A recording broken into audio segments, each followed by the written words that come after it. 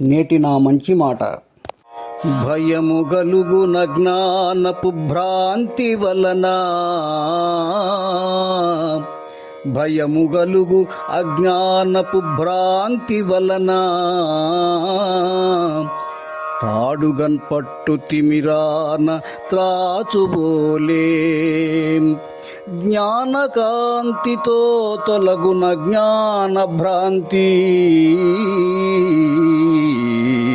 మరచిపోబోకుమెప్పుడు నా మంచి మాట.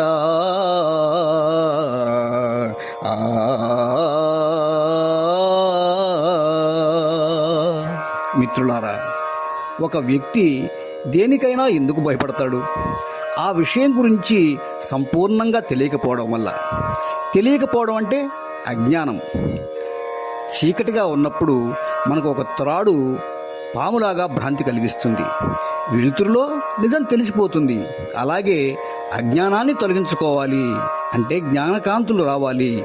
అన్ని విషయాల గురించి చక్కగా తెలుసుకున్నప్పుడు ఎలాంటి భ్రాంతులకు లోను కాకుండా ధైర్యంగా ముందుకడుగు వేయవచ్చు.